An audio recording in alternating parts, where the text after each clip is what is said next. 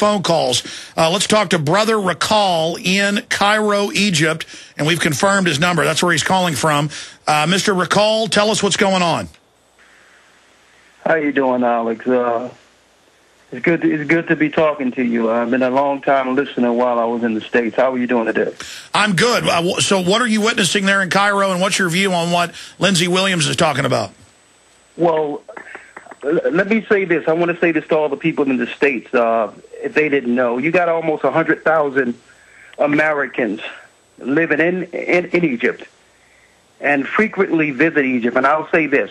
Not one American was harmed, a citizen, none of us. And it was surprising to hear the families who were concerned about their people, the way America was portraying what was happening in Egypt. And I want to say this, Alex. I want to go into what the Egyptians are saying here. Yeah, do the Egyptians know this is a staged event? Absolutely.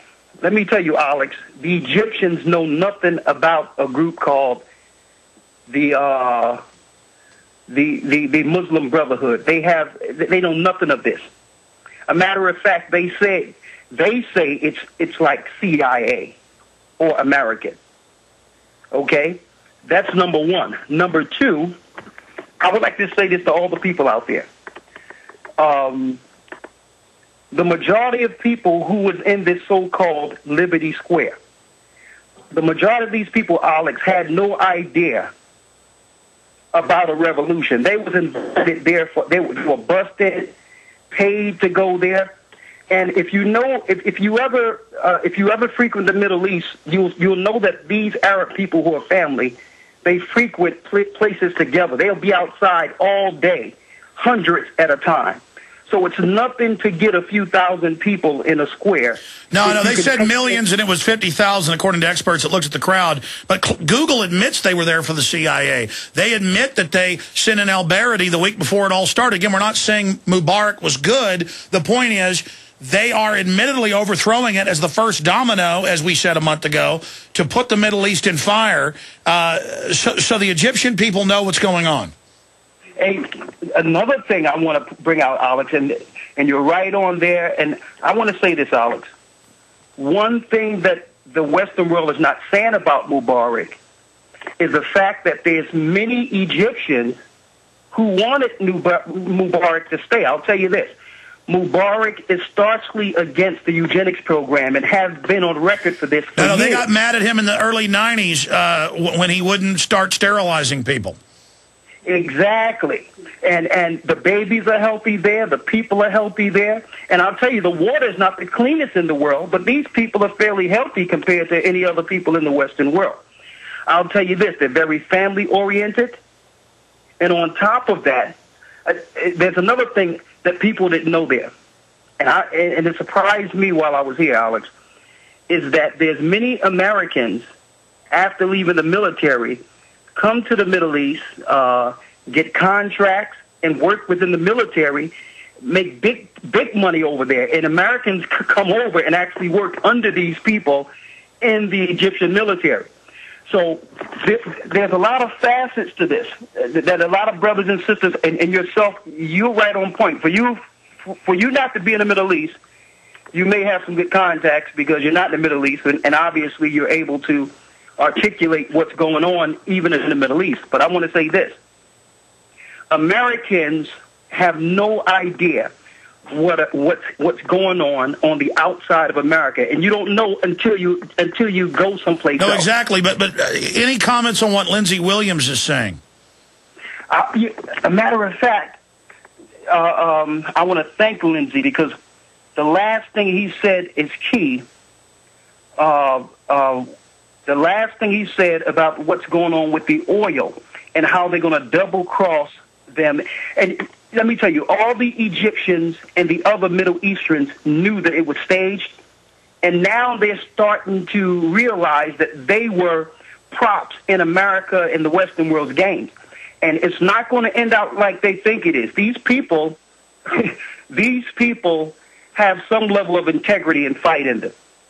And I'll tell you, when they find out that they were used, it's going to be all-out anarchy on another level. I don't think the Western world can control it. All right. No, I certainly, the dominoes were already there of folks being angry. Now they've triggered it. Google, I mean, here is on record, and now Google just admits they're this government front. It is so incredible. Thank you for the call, Brother Rakal from Cairo. Lindsey Williams, your comments on what he was saying. Well, I am so glad that he confirmed the fact that the Arabs realize they are going to be double-crossed. They aren't double-crossed yet. The big double-cross has yet to take place whenever the dollar collapses and they lose all the paper that they've invested in for many, many years, and they become literally paupers overnight. And to be clear, this is going to double-cross Americans and others, but we see China and others moving away from the dollar right now. But your source is saying end of 2012, the dollar is going to not be the world reserve currency. What else did he say about that? Any specifics? Yes, by the end of 2012, you'll see this double cross with the OPEC oil-producing countries. They, in turn, will literally become enraged with America. The caller just from Egypt was exactly right. America will not be able to control it. Our president has made some drastic mistakes. But that's part of the plan, is enraging them. That way the oil gets shut off.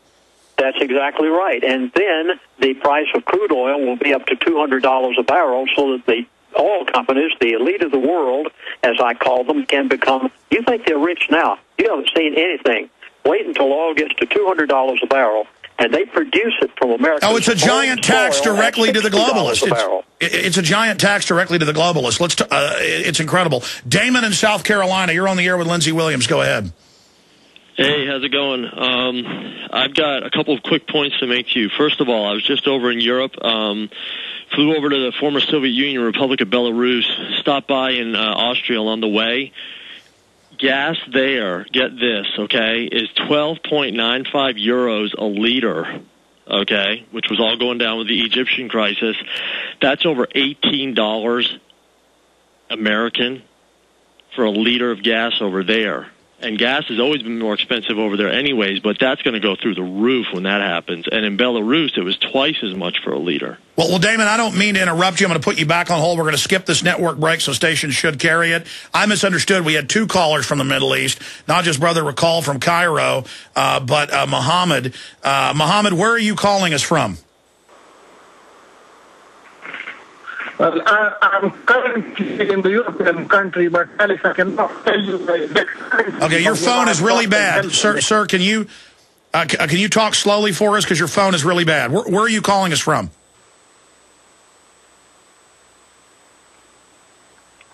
Hello? Yes, there's a delay. Can you hear me now? I can hear you better. Where are you calling us from? Yes, I have, recently come from Bahrain, and I'm currently in the European country, but I'm not going to disclose. Because okay, you're in a European country. You recently came from... in Bad. Okay, so you recently came from the Middle East. Go ahead. Bahrain, okay. Yes. So what I want to tell you is the Lindsey Williams is really correct.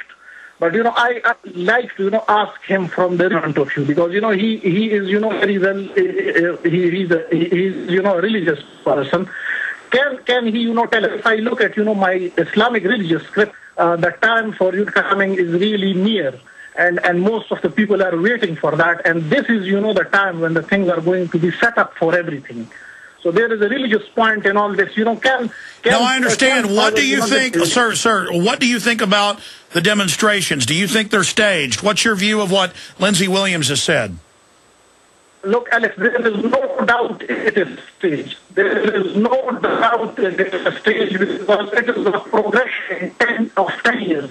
In 19, the Arab were incised for Twistan, and, the communism were... Then, well, listen, Mohammed, I appreciate you trying to call. I'm going to put you on hold and see if your Skype gets better, or whatever internet connection you're using from 6,000 miles away to get through to us. Well, we're going to see if it gets better in a moment and try to go back to you. But there's another call from a Middle Easterner, a Muslim, saying, of course they know it's staged, Lindsey.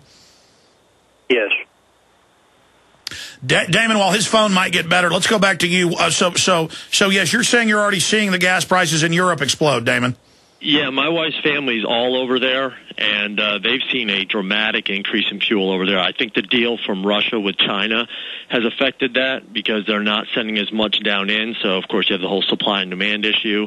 And now with this issue with Libya, which, as you said, supplies a lot of the oil to the European Union countries, that's going to get cut off. So you're going to see a major issue there. And it was all just kind of, coming, on as I was over there for 2.5 weeks, from July to the beginning of August. Did you hear Lindsey, as many listeners did 4 months ago, say this was all coming and lay it all out? Yeah, I listen to you every day.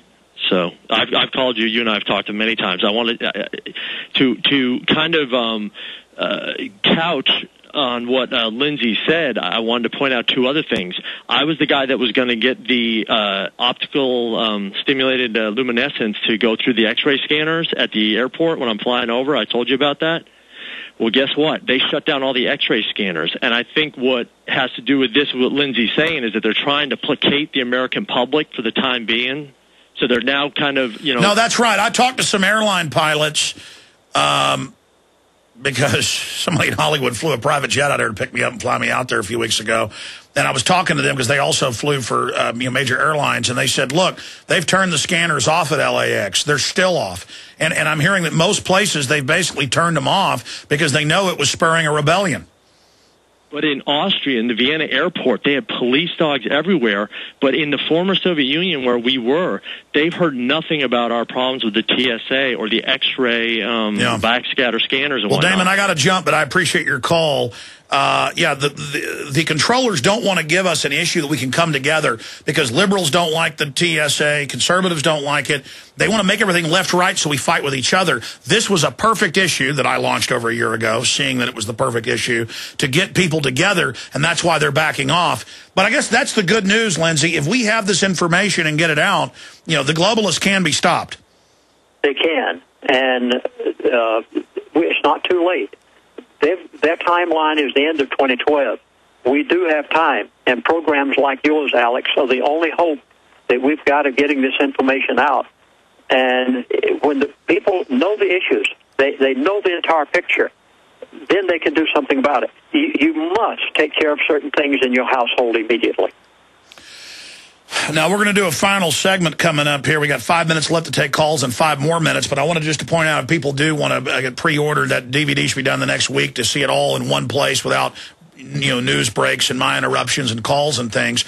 Though this is interesting and informative as well, you can go to prophecyclub.com and pre-order. And the name of the new production, breaking this down, is Lindsey Williams, The Middle East, the rest of the story. We'll give you the number coming up in the final segment. But right now, let's go ahead and go back to the calls as promised. Delta in New Jersey. Delta, you're on the air. Hi, Alex. Hey, buddy. Hey, so a question is, this seems typical playbook that they create the chaos and they play both sides, and they, create their order out of chaos. Are they, besides the Middle East, do they plan on spreading this to here in the U.S.? Oh, absolutely. They're going to bring in economic things that are going to cause turmoil here. That's why they got the police state in place as the solution, because when people riot and burn stuff up, that makes the economy get worse. Then the globalists get to buy it up for pennies on the dollar and then be the heroes rolling out their federal police and the rest of it. As Lindsey said, the globalists like to buy things when they're at rock-bottom prices. Lindsey? Yes, everything you've just said is true. I haven't even had time to get into this part of it all, but what you're going to see in the Middle East is you're going to see a repeat of Egypt, you're going to see a repeat of Libya, all over the Middle East. One of the last ones will be Saudi Arabia, and no telling what will happen there. At that point, you're going to see the crude oil prices. Now, it will spread to America. We just had a very, very small idea of this in Wisconsin this past week. I know nothing about whether that was incited or not. I do not think it was, but you'll see a repeat of problems across America, just as you're going to see in the Middle East. Well, they're shutting down half the schools in Detroit. Many cities are laying off more than half their police and sheriff's deputies, and we haven't even begun to get into this depression yet.